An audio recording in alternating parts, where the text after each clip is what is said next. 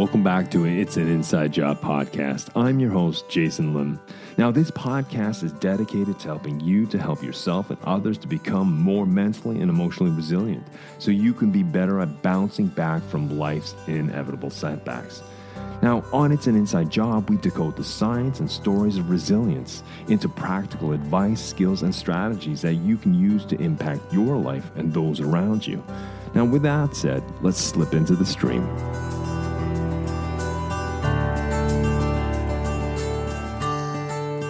Hey folks, welcome back to a new week. I'm glad you could join me. Welcome back to It's an Inside Job. I'm your host, Jason Lim. As you may or as you may not know, this month I've dedicated to a number of topics that I want to cluster together. That being culture, psychological safety, diversity, and inclusion. Well, this week, like the last previous weeks, I am privileged to be joined by another expert in this cluster of the field. So today, I'm privileged to welcome Camilla Sajadi, the founder of Big Enough Global. As my guest, Camilla is a prominent advocate for diversity and inclusion in the workplace, and she's based in Oslo, Norway. In our discussion today, we will delve into the multifaceted challenges organizations face regarding diversity and inclusion. We'll explore the consequences of lacking diversity, the potential pitfalls of overemphasis due to political correctness, and the balance between diversity initiatives and practical implementations in organizations, in companies.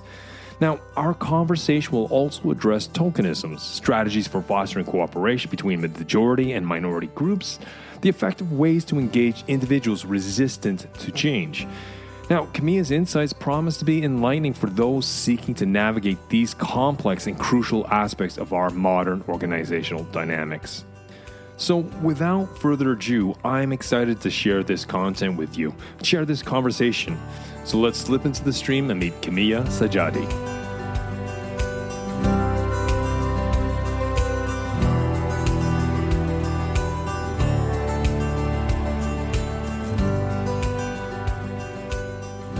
Welcome, Camilla. Welcome to the show.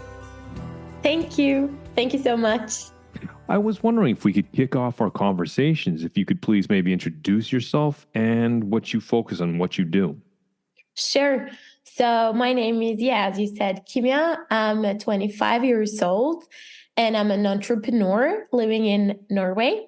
And my business is all about consulting companies in both private and public sector on how to work with diversity and inclusion. So I both help like on the legal aspect and also how to create a strategy, but also like with leadership trainings. And I do a lot of keynotes. Yeah, so that's very short about what I do. And brilliant, because I think, inclusion and diversity the last 24 months, if not longer, have become more and more prominent on people's mental radars. I'm curious, what inspired your commitment to inclusion and diversity? So it started when I was in law school. And then when we visited different companies, many of my fellow multicultural students, they made me aware that there was no one looking like us there. And that was quite shocking for me to reflect on because I had always grown up in like a white neighborhood. So I had never really thought about me being different because I was like just used to be different, right? So when my students started to like address this as an issue, I started to become more aware. And then I thought maybe there weren't any multicultural people because they don't wanted us. So I decided that I didn't want to become a lawyer. And then some weeks later, a managing partner in one of those law firms told me that they struggled to get multicultural applicants. And then I understood that many companies, they have like good intentions. They want more female leaders, multicultural people, disabled people, and so on. But it kind of stops there. They just have like good intentions, but they don't make them into good actions. And that was kind of how my idea started on creating a business that could help companies to work with diversity and inclusion. And what's really funny and interesting is that I didn't know what diversity and inclusion was before I started to work with it. Mm-hmm. Like first, after some months, I could put like a label on it. When you go in and you talk about diversity, is it more ethnicity? Is it more gender? Or do you specialize in one specific area, or do you take in the whole spectrum? So when I first started, I was only working with the multicultural, the aspect of that. And then I started to realize that many of the structures and problems that hindered multicultural people were also struggles and barriers for other minority groups. So let's say bias and discrimination and unfair processes. So that was when I started to focus more on like diversity as a whole Mhm. and focus on how can you build organizations that are fair and inclusive for all. But when I work with an organization, I really want them to first like make a risk analysis and understand like where are our biggest issues. And for some that can be like for women, for other that may be for like gay people. And then when we have mapped out where the problems are, then we start to work on the issue kind of. Yeah. So, if we look at the global stage, and a lot of Western nations look towards Scandinavia, such as Sweden, Norway, Denmark, and you can see there is being a huge focus towards gender equality within the workplace. It is far from perfect, but it is almost a model of what a lot of Western countries move towards. So, I mean, I was wondering about your aspect to that, and when it comes to sort of so whether it's straight or gay, when I'm in and out of organizations, I see these are not questions that tend to pop up when it comes to gender or someone being gay or being straight. I was wondering, what's your perspective because you mainly focus in Norway, correct? Just to, Yeah. yeah. Yeah. Could you speak a little to that? How you see that gender equality has evolved from your perspective? So I've only been like in the business, let's say, for 3 years. So I'm quite new. So Hmm. that's why I don't have like so much historical background to say like how it has evolved. But I would say that we see that the progression is very good in Norway Hmm. and that gender equality has become better and better. And I think a part of that is because of the legislation, but also because we have very good conditions when you take like maternity leave. And on the aspects where we have not managed to improve yet, like in the boardrooms, we now have like a historical change in the law that forces companies to have 40% women in the boardroom. So Hmm. this will affect the society much. And finally, we also have. I was going to say one more thing, but yeah. So this is the good things, right? And then we still see in Norway that men and equal career wise, they're like equal until they get children, and when they get children, Hmm. then the woman falls behind, and that gap kind of like follows the women throughout their career. So we still have like a problem when it comes like After having kids? yeah, after having kids, that's like when the trouble starts. Yeah. So when you go in as a consultant, when you go in as an advisor, and organizations or just simply small or larger organizations says, look, we want to think about more about diversity and inclusion on maybe different levels other than just sort of disability and gender Mm. and sexual orientation, which are all important.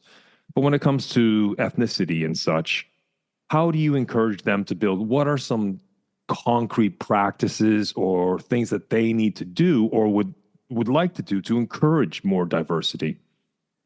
So I think the first very important thing that's also like talked a lot about in the research is to have like top management to be involved in this work, because they are the ones that are going to dedicate both time and resources to work with it. So as a consultant, I see that in those companies where we have like the top management on board, it's like so comfortable and good working with this topic. But in those organizations where we don't have them on board, it's like such a struggle to manage anything. So Mm. that's the first thing. And the second thing, it's like continue. I don't know what it's like in English, but it's like it has to be something that goes over a time. It has to be continuous. So a mistake many organizations do is that they have like one workshop or one speech or one leadership training, but that's not enough. It has to like go over a Over time time. period. Yeah. Over time. So that's the second thing.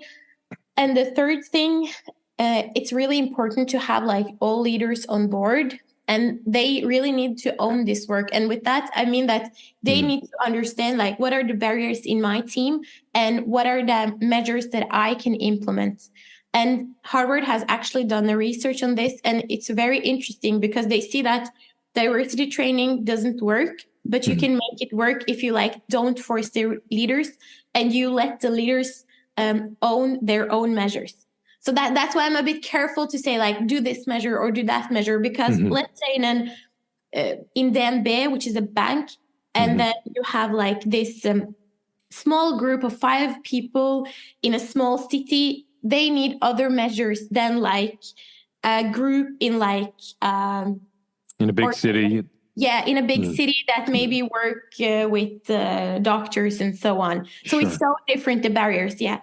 So that's the thing. And then the fourth thing, which I think is really important, is to follow up the work. So you need to have like concrete goals, and then you need to follow up to see like, did those measures help us achieve those goals or not? Because that's actually the only way you can see like if the measures you're implementing actually have an effect or not. And I think a huge problem when it comes to diversity and inclusion is that we just implement all of these measures without knowing actually what the problem is or if they lead to any effect in our organization. And it's interesting what you're saying, because what I hear is that it has to be baked into the strategy. It has to be part of the DNA of the organization or the team. It can't just be one workshop, because I agree with you with that Harvard study, but also from experience, when you run a diversity workshop and it's just, the intentions are noble, but unintentionally what it does is create more division. It creates, people don't want to, it becomes politically sensitive. If I say this, then I'm going to be seen as a racist or a sexist or an ist of some sort.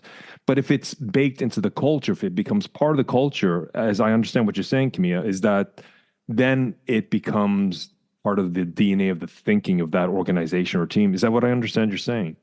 Yeah, exactly. And that culture needs to be built over time. And then you have to like take it step by step. So with my clients that I've been working with the longest time, it's like we always need to start like with a small speech, and then we will share some articles, and then we will go like more intense into it. Because if your organization never has heard about diversity and inclusion before, and you're like, okay, we're going to do this leadership training, everyone is going to participate, then it will be a lot of resistance. Yeah. So, as you said, you take sort of maybe broad strokes, and then you kind of funnel it, you get more and more specific.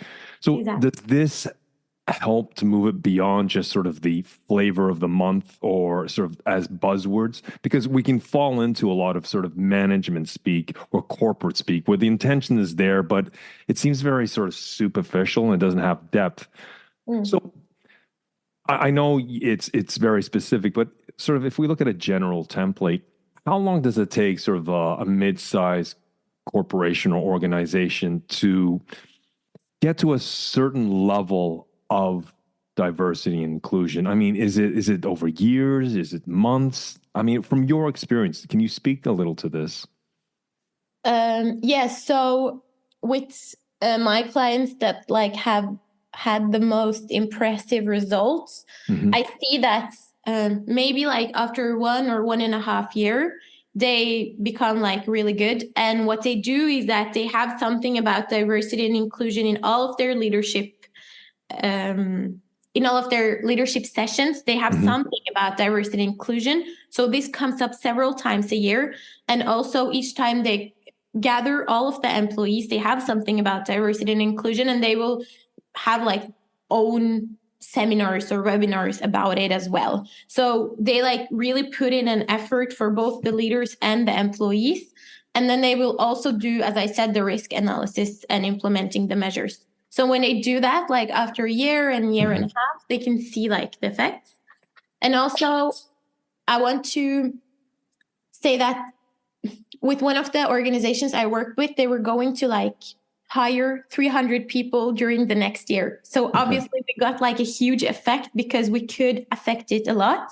But with other organizations I work with, maybe they're just going to hire 2 people, right? So then they cannot affect the diversity part, but it's always possible to affect the inclusion part.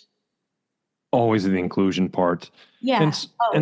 And so if we are a team of 8 and let's say we're a mixed culture, a mixed bag, different people, how does he or she encourage that inclusion? I mean, if we had to talk about a meeting room, can you get a little more nuts and bolts? What needs to be asked? What needs to be addressed? How should someone do this? If they're thinking about this for the first time, they're thinking, okay, there's a lot of words here and it's well-intentioned. I understand what what these 2 are talking about. But paint me a picture. What's going on? So what I would do concrete as a leader, I would first have like a session where I talked about what diversity and inclusion means, why it is important. And I would also talk about typical barriers with examples. So I would talk about, let's say, unconscious bias and discrimination, microaggressions, and then give some examples to that, which I know that my team will like understand and feel in their hearts. And then I would ask my team, okay, so first of all, what is the barriers in our team? I've done this session with so many organizations. What are the barriers in our team? And then you will see them coming up with like the most incredible things that you didn't even think about. Maybe that the clothes in your organization are not suitable for women or pregnant women, right? Or it was very interesting. I worked with an organization and they had like night shifts and there weren't any lamps. So the women, when they were walking in the night, they were very afraid when they were working night shift.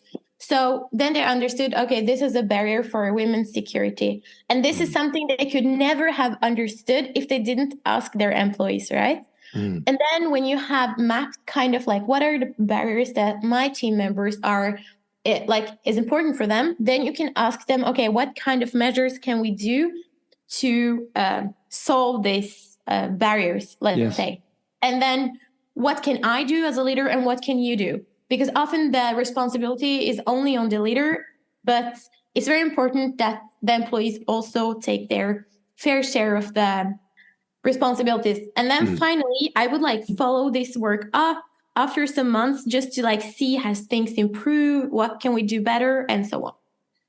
So you spoke something too about sort of cognitive biases or implicit biases, but you also spoke about microaggressions. For people who are not familiar with the term microaggressions, could you explore and expand on that term?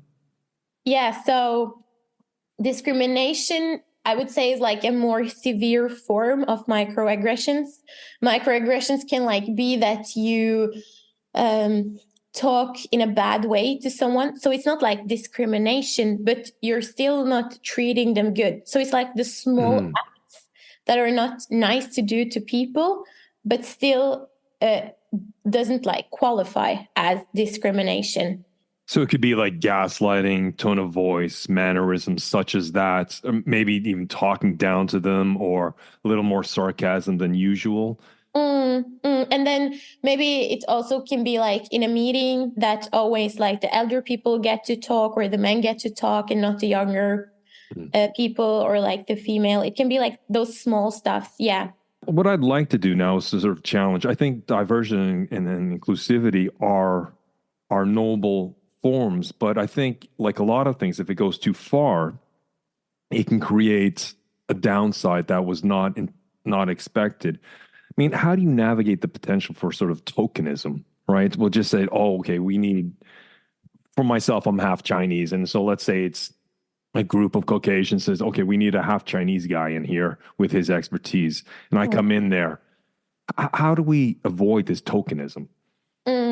So first of all, I want to say, like, in my opinion, if you look at the US, it's very like black people, white people, like Chinese people. It's like very segregated in my way. So I think something that has gone wrong there is that we focus too much on the differences, right? But I think that in Norway, we focus too much on the similarities.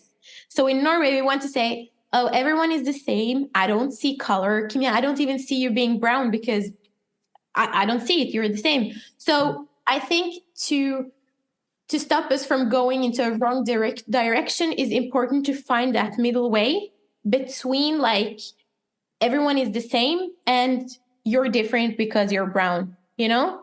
And it was done a study last year, which was in Norway, which was called correlation between ethnical diversity and economical growth. Yes. And what they found out is that it becomes like economical beneficial if you have inclusive leadership. And one aspect of that inclusive leadership was exactly, as I say, to find that middle way between both seeing the differences, but also acknowledging the similarities. So you don't become like that Chinese guy, but you become an equal part of the team, if that makes sense. Yeah, because, like I'm from Canada originally, and what we see sometimes is sort of almost a reverse discrimination. And that creates animosity, or at least an undercurrent of animosity between people, and create even more division. But then there's this political sensitivity. No one wants to address it. And so to find a balance between what you're speaking about, I think it's not so easy. And again, I think everyone's intentions are noble, but unintentionally things can go sideways. You spoke a little too about finding this balance, but how does someone pragmatically and practically strike a balance between having diversity and inclusion and different skin tone colors or different genders and on a team? I mean, what are some of the practicalities we have to consider to strike this balance? It's a tough question, I know. Yeah. So my first reflection is that one important thing is language.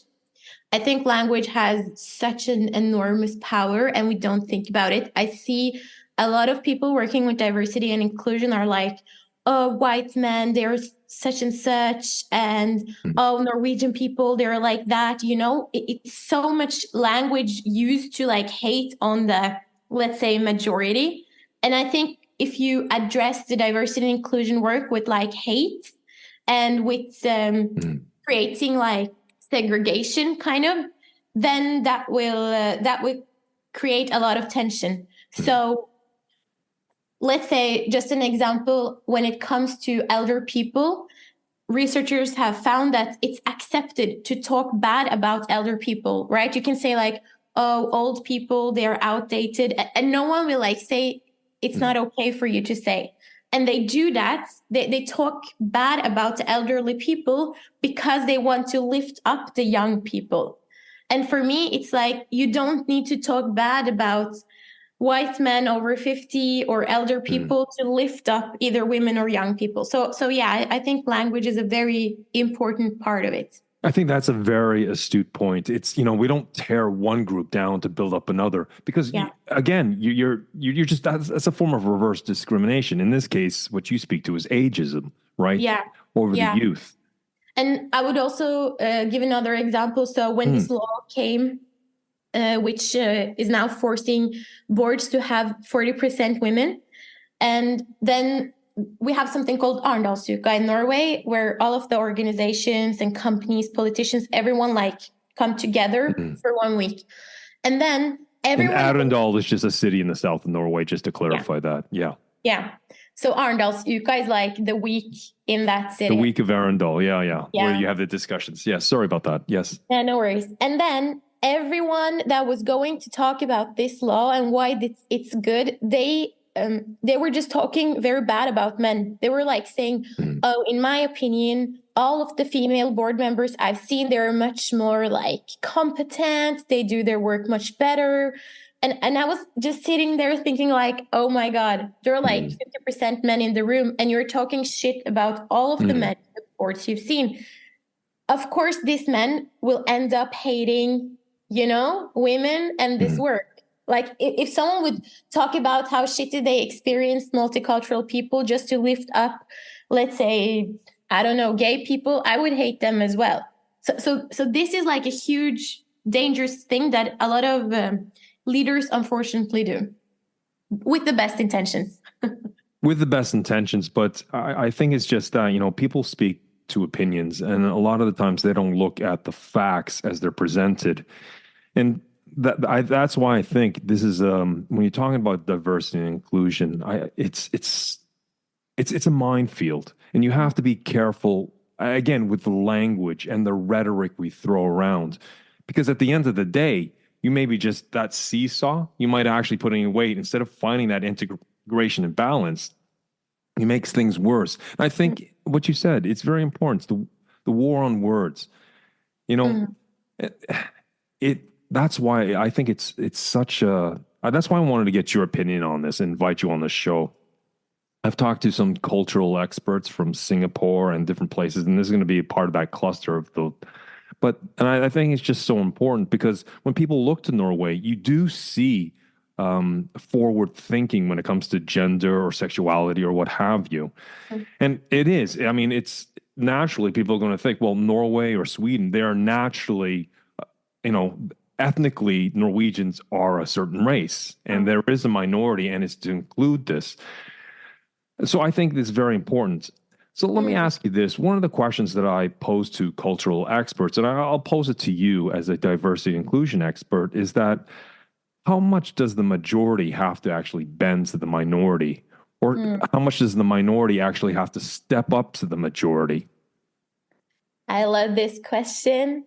So, and I love this because I think that when we talk about diversity and inclusion, we focus too little on what the minority's responsibilities are. Let's say, for me, if you live in Norway, you have to learn Norwegian. And many people think maybe that's controversial, but I'm like, it's not controversial to ask you to learn the language in the country you're living in. So I would say that as a minority, you need to, let's say, learn the language. If you're multicultural, you need to learn what are the rules? How should I behave? I've worked with organizations where you have leaders coming from another country and they are used to hierarchy, and then they will use that leadership style in Norway, and that will not work. So I think you need to adapt to the organization culture as a minority. And then I think the organization's responsibility is to have fair processes, and they need to see what are the must-haves and what are the good to have. And they need to kind of let people be themselves to that extent where it doesn't interfere with your job. And let me give you a concrete example. Please. So, last year there was this debate if people should talk, it's called kebab norsk. It means in English Norwegian in a I don't know. Do you know? Yeah, I know. I understand. It's like I used to work in inner city Chicago with gangs. Yeah. And so they'd have their own type of English per se, right? Yeah. But it would be filled with street slang and then what have you. Yeah. So this was the question, can you speak Norwegian in that way? And many people that are working with diversity and inclusion said, yeah, you must be yourself so you can speak however you want. But for me, I was like, okay, if you work in a corporate law firm, there are very strict rules on professionality and how you're going to talk with your clients, if you're going to land those clients. So no, if you're going to work in that kind of job, you need to adapt. But okay, let's say if you work in another sector, maybe you work in a kindergarten or whatever, where it's not so important, then you can speak that kind of Norwegian. So that's why I mean, you cannot be your whole self 100% of the time, because you need to adapt to what's critical to the organization for them to succeed with their task. Again, I think that's another astute point you've made, Camille, because I think, we all have cultural norms, whether it's ethnic or religious or the neighborhood we come from. But when we're moving into, and let's just to qualify this, in a corporate professional environment, then there are certain expectations that you have to step up for, right? And so I think what is very important, and it sounds like you've spoken to this, is where we take cultural norms, right? Everyone's got their own cultural norms. But if we are going to work as a multi-faceted organization or multicultural organizations, we're going to have to find our own team norms. We need to set these team norms. And it may be a certain level of language where you have to articulate yourself in a certain professional manner. Is that what I understand you're saying? Yeah, as you say, clear expectations is very important, and that doesn't only benefit like the minorities, it can also benefit the majority. Like, what are the key expectations from you here? Mm. And besides that, you can do whatever you want. Another key example, I was working with people that are firemen and firewomen. It's like one key criteria there is that you always, when you're on duty, you have to be like awake and feel good. So that means if you're fasting during Ramadan and that will make you tired, you cannot do that because your most important thing when you're on duty is to be awake. But that's also the case. You cannot on Christmas Eve, if you're on duty, eat so much that you cannot move. Or drink so much that you can, right? Exactly. So clear expectations isn't like only for minorities. It can also benefit the majority. Yeah, and I think that if you create a standard, if you create norms of that team or that organization, and we stick to it, then it's like playing any sport. The rules are clear when you're out of bounds or you're in bounds, or when you score or when you don't score. And I think clear expectations create certainty, and certainty means you have clearer communication. You understand what the situational awareness is.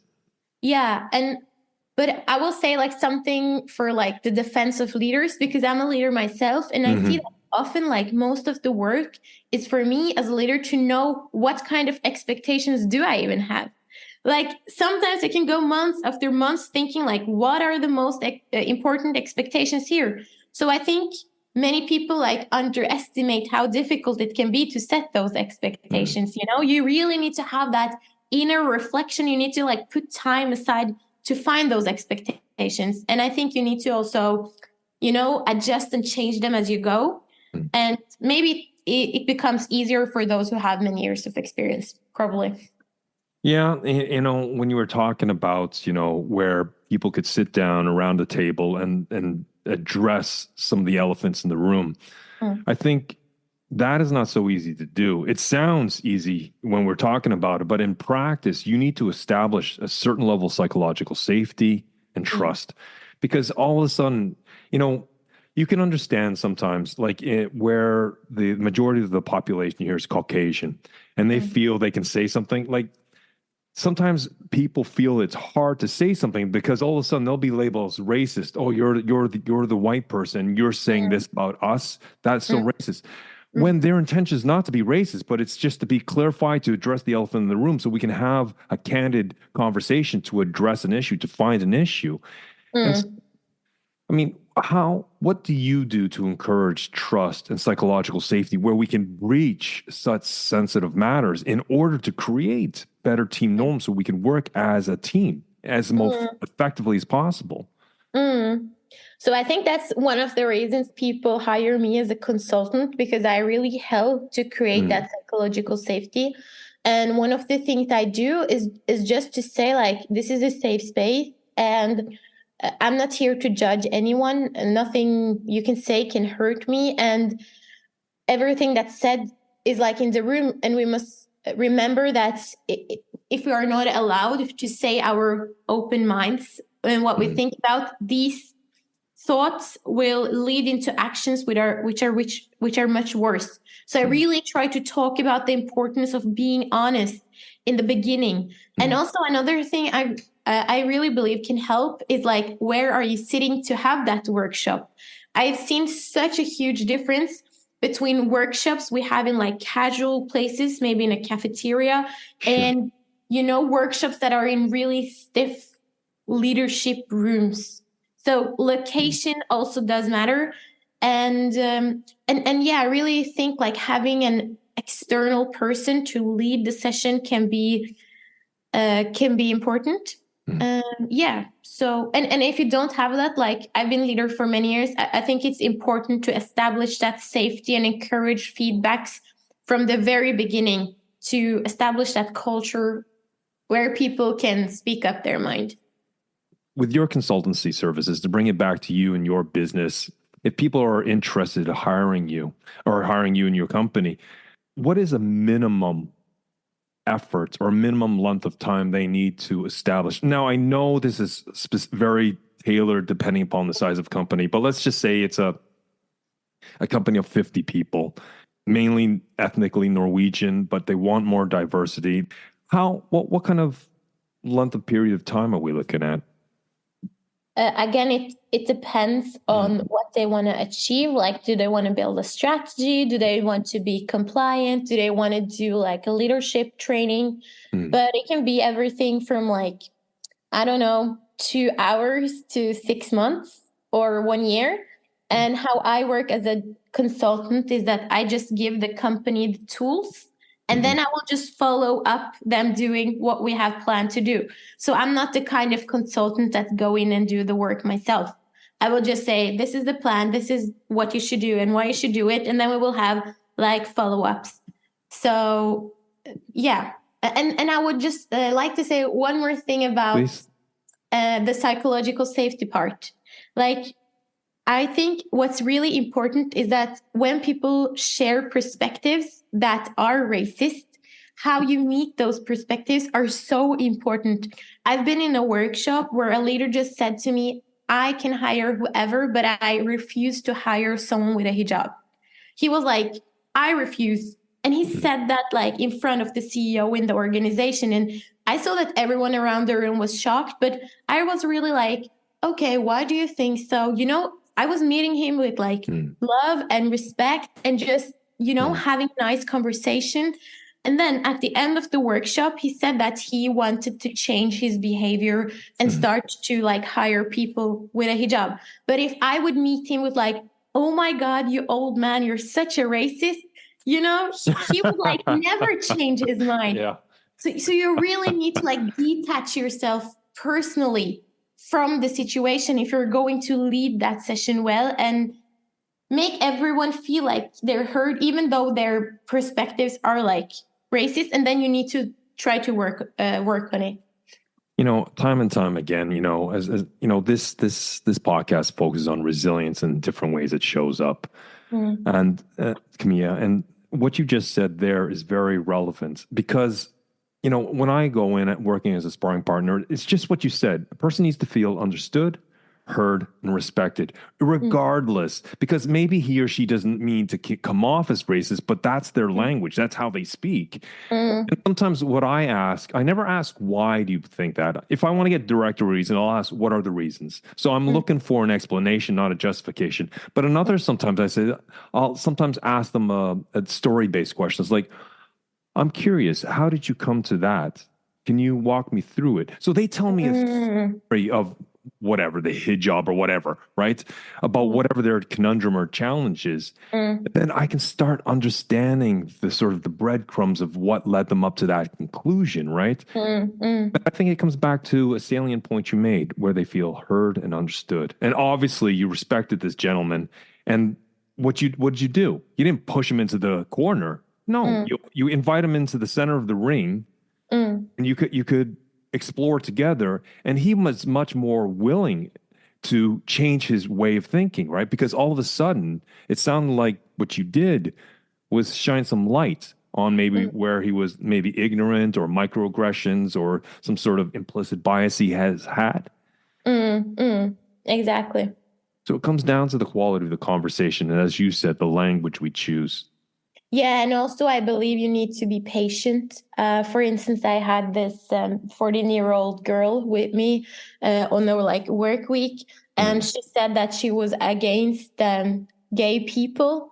And I think I spent like 6 hours of that week talking to her and asking her questions, why she felt that way and so on. And after those 6 hours and 1 week, she like finally said that, no, you're right. Everyone deserves like to be respected for who they are. But I really had to spend 6 hours. So it's not an easy job. No, but I think it's also, I think also it's also to think about whether it's a minority or majority. There are just some people that are so stuck in their thinking. They're just so grounded in their opinions that their convictions they think is law, whether it comes to gay rights or equality or whatever. And sometimes I don't like to say it, but sometimes it's best to find someone else and just leave it alone because it's not worth the investment because the dividends are not there. I mean, it's like trying to like get blood from a stone. I think sometimes. I think that's just what you have to call it sometimes, and it's best to sometimes understand that. Okay, some rocks can't be moved. I spent 10 years to make my mom accept gay people, and she finally did after 10 years. Yeah, but if you're working for an organization, I don't think anyone's going to pay you 10 years. Oh, but I get what you're saying. I completely understand what you're saying.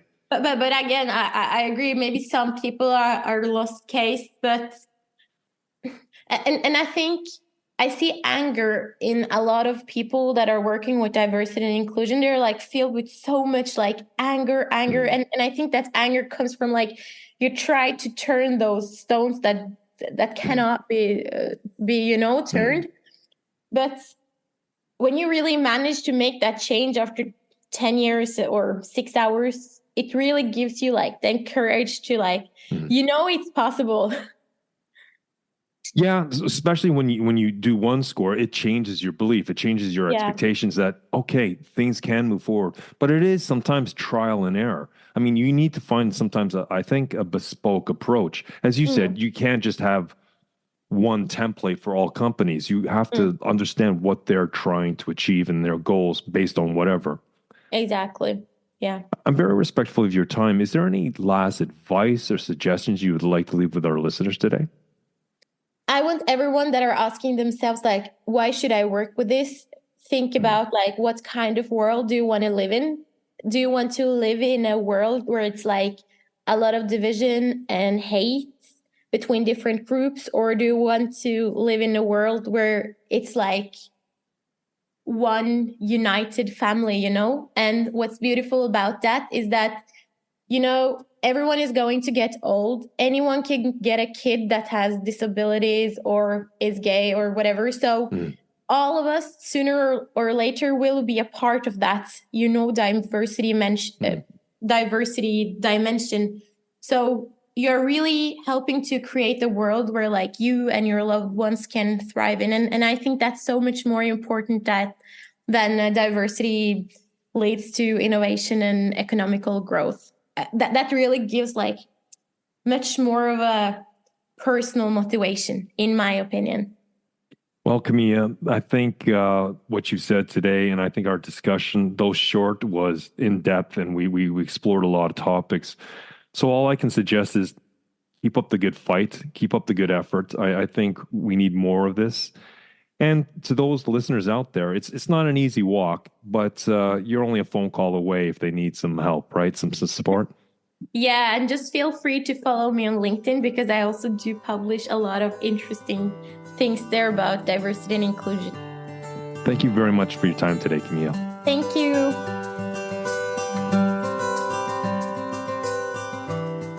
Well, folks, as we wrap up this insightful conversation I had with Camilla, we've navigated the intricate landscape of diversity and inclusion in organizations. Camilla, a passionate advocate in this field, you can hear it in her voice, the vivaciousness. Well, she's brought to light the various challenges and potential pitfalls that organizations face. From discussing the repercussions of insufficient diversity to addressing risks of overemphasis of political correctness, we've covered a spectrum of crucial topics today. We've delved into the nuances of tokenisms. We've explored strategies for effective collaboration between majority and minority groups. And we've also discussed approaches for engaging with individuals resistant to change. Camilla's expertise has illuminated the importance of a balanced and thoughtful approach to diversity and inclusion, highlighting its critical role in the evolving dynamics of our modern organizations. Her approach to implementing diversity and inclusion in organizations is comprehensive and dynamic. It begins with defining what these concepts mean specifically for an organization, ensuring a clear understanding and a tailored approach. The second step focuses on education, where barriers such as unconscious biases, discrimination, and microaggressions are addressed, and a platform is created for employees to share their experiences. Well, this leads to a third step, which is about fostering ownership across all levels of the organization. Here she encourages asking critical questions about breaking down barriers and what roles leaders and employees can play. Now, the final step involves continuous reassessment. It's about understanding the improvements made and to identify areas for further development. This four-step process ensures a deep-rooted integration of diversity and inclusion within the organizational culture, leading to a more meaningful and sustainable outcomes.